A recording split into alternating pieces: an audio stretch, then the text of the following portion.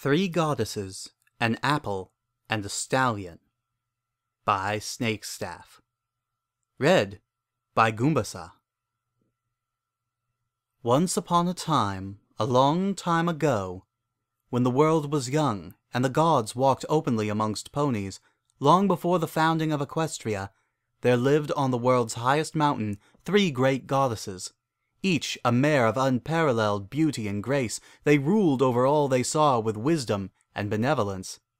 Under their care the ponies of the land prospered and grew in knowledge and power. For many seasons all was well.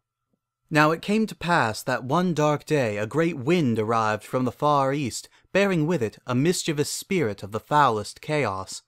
When his eyes beheld the peaceful land of the goddesses, he was incensed. "Now," he said to himself, "this will not do at all. Behold, the ponies here are happy and harmonious. They mock me with their peace and plenty, and give me not my rightful due. Therefore I shall unleash my wrath against them, and they shall know discord." So saying, the spirit took form and walked hidden amongst the ponies of the land, seeking always to use his power to spread disharmony, destroy unity, and corrupt the ponies for his own wicked amusement. Yet, at every turn, the spirit found himself opposed by the divine magics of the goddesses, and though he was the mightiest of all his kin, he prevailed not against them. Wherever he went, he found the goddesses waiting for him, and he was smitten into the ground by their majesty 1,000 times and more. But the spirit was cunning. Knowing then that he could not achieve victory by force of arms, he sought instead a way to break the harmony of the three, that they might quarrel and bicker while he spread his chaos throughout the land without check or end. For 40 days and 40 nights did he spy on their mountain in the form of a great eagle, until at last he found that each of the three harbored a secret vanity. For, though they all claimed to be equals, in her heart each goddess believed herself the fairest of them all, irresistible to any who saw her. At this revelation he cackled with malicious glee, devising a plan to spread his discord through the gods themselves. The very next day he cloaked himself in the form of a humble supplicant, and climbed the monstrous mountain, a small chest of exquisite gold and silver atop his back. When at last he reached the summit, he approached the grand temple, wherein the sacred trio made their abode. Entering therein, the spirit found himself before the three great thrones of the divinities. "Hark, mortal," said one goddess, "wherefore dost thou come before us? What wouldst thou ask of thy goddesses?" "I ask nothing, O most magnificent of all the divines," said the spirit, "save that ye receive this humble token of gratitude from a humble pony of the earth, the first fruit of all the land." His head bowed low, the spirit removed the chest from where it sat, and opened it at the hooves of the goddesses. Inside was a lustrous golden apple of peerless comeliness, delicate and polished.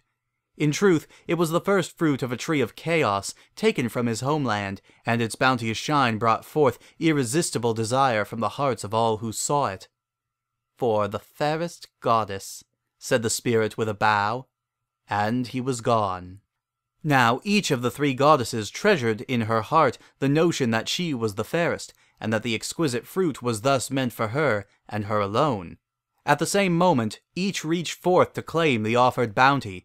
Their hooves met over the treasure, and for a moment all was silent. "Yon stallion said that the apple 'twas meant for the fairest," said the goddess of the day. "Certainly he speaketh of us." "Nay," said the goddess of the night, "thou wouldst have to be unsighted to believe that he spake of aught but us."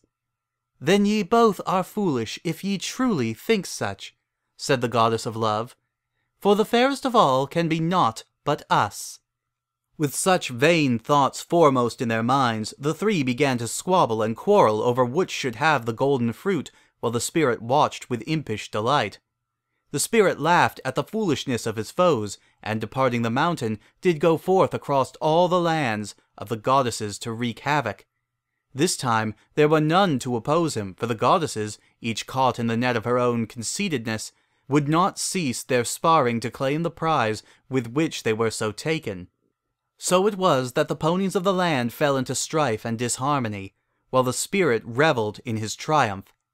The earth and sky moaned under the unnatural burden as brother fought brother, sister fought sister, parent fought child, and all forgot the teachings of those who had once ruled over them. Meanwhile, the goddesses found that they could reach no agreement among the three, for none was willing to give up her pride for the others. Alone, none could hope to prevail against the spirit of chaos, but so enthralled were they by the apple that not one was willing to sally forth against him till the matter was settled.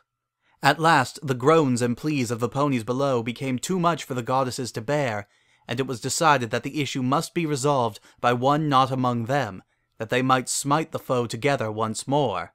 The three sisters sought judgment from their brethren amongst the gods, but none were found to be willing. Not their brother, god of the sea, nor their sister, goddess of the wind, nor their father, the god of the earth, nor their mother, the goddess of the skies, nor were any others found in the courts of divinity willing to settle the question. All feared the wrath of two not chosen too greatly to lend aid, for by this time the vanity of the goddesses had acquired a great and terrible repute.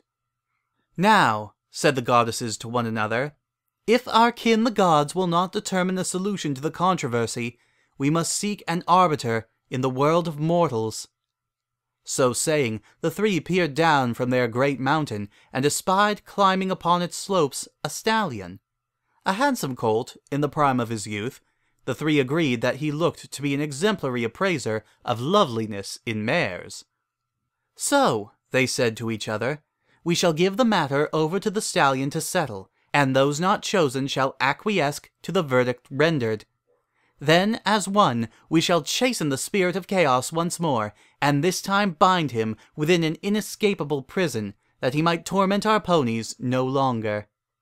When all had concurred, the three divines appeared before the stallion, who abased himself before them. "O great goddesses," said he, "I come to implore your aid.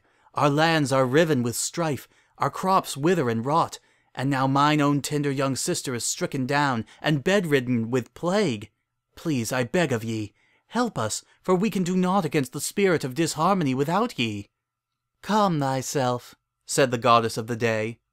"We shall aid thee, but first thou must do us a service."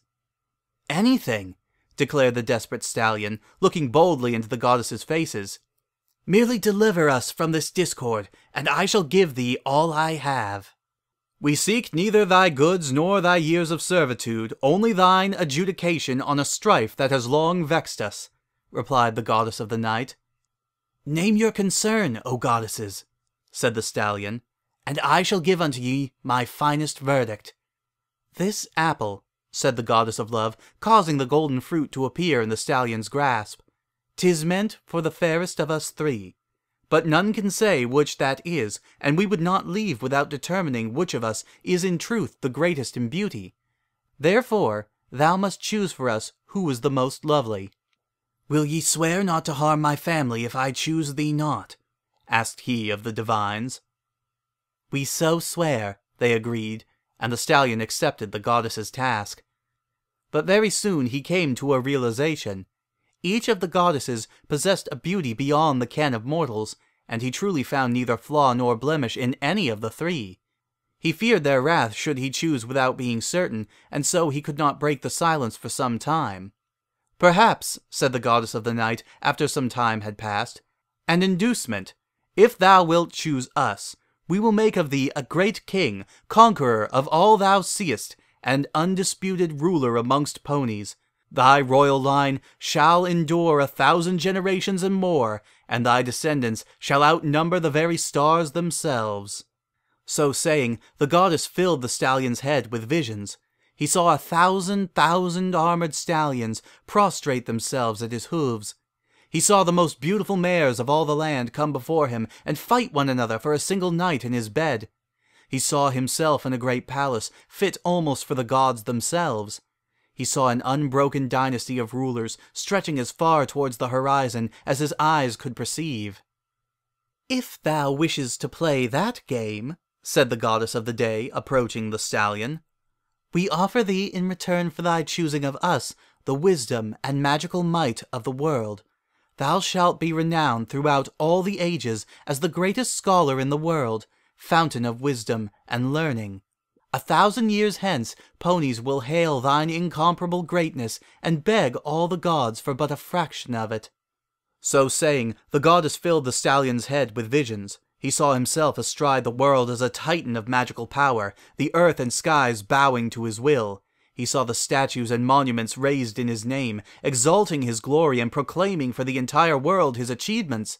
He saw his merest works treasured more than vast piles of dragon gold long after his death. "If ye are resorting to cruel bribery," scolded the goddess of love before turning to the stallion, "we offer thee this, a love eternal, pure and unsullied. Choose she for whom thy heart burneth, and she shall be thine, and thou hers, for always and eternity. Never shall the fires of your passions for one another burn out, nor shall anything drive you apart in this life or any other." So saying, the goddess stepped back with the others and smiled. Each was confident that her gift was the evidently superior one, and that surely this mortal could not help but gift to them the apple they had so long quarreled over. Now, this stallion was a young colt, and the fires of youth yet burned hot in him. He did not hunger for conquest and domination as some do, nor were his thoughts turned to wisdom or a legacy left behind after death. But the love of a beautiful mare, that he did know and craved for himself. At last, reaching a decision, the stallion bowed his head and offered the lustrous fruit to the goddess of love. "For thee, O fairest of all divines!" A victorious smile on her face, the goddess reached out to claim her prize. She took the apple from the mortal, ignoring the baleful glares of the other two. The stallion cowered at the menacing looks from the goddesses whose offers he had passed by, but the goddess of love merely laughed gently, and he found himself back at his home, the goddess beside him. "A wise choice, mortal," said she. "Thou knowest well that the value of love is far beyond that of fleeting power or dusty wisdom. Now, we must go smite the spirit of chaos for his crimes, but first, name she who it is thou wouldst have for thyself." The stallion hesitated, but with the incomparable beauty of the goddess before him, he could think of only one mare whom he burned for. "'Tis thee, goddess," he said at last. Melodious laughter echoed throughout the land for every creature to hear. "Clever mortal," she said at length. "So be it." And so it was that the mortal and goddess were joined together. Many and varied were their adventures over the years, and even as the stallion grew old, the goddess's promise endured. Some say that the two frolic together amongst the heavens.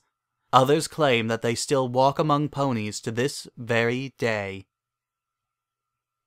"The end," said Princess Cadence, shutting the book. "That's it?" said the small lavender filly called Twilight Sparkle with a yawn. "Boring." "Aw, you didn't like it?" The full sitter frowned. "You asked for a classic tonight." "Questionable plot, unsatisfactory ending, evident mathematical deficiencies in the authorship, and a bunch of lovey-dovey mush." Twilight stuck her short filly tongue out. "Who would want that? Colts have cooties. Bleh." Cadence giggled at the cute little expression of distaste. "I mean, come on, more descendants than the stars?" Twilight rolled her eyes. "Do you know how many stars there are in our galaxy alone? Factor in all those that we can't see from here, and those whose light has yet to reach us, and you have far more foals than our planet could ever hope to support. All that from one stallion?" "He would have had a goddess helping him," Cadence reminded the filly. "Even a god can't pay that much child support," Twilight argued. "And don't get me started on how—" She stopped for a sudden yawn. "The stallion's choice was. Obviously, he should have picked the day goddess's offer. Being the greatest sage of all time beats out everything else by a mile." "I don't know, Twily," came a new voice from the bedroom door. Shining Armor, just back from his part-time job as a camp counselor, stepped into his little sister's bedroom to tuck her in. "Yeah, whatever," the sleepy little filly mumbled as she was methodically eased into her bed by the two ponies, shutting her eyes almost the moment her head touched the pillow. Shining looked at his mare friend and nuzzled her gently. I think she made a great choice." Cadence blushed. The end.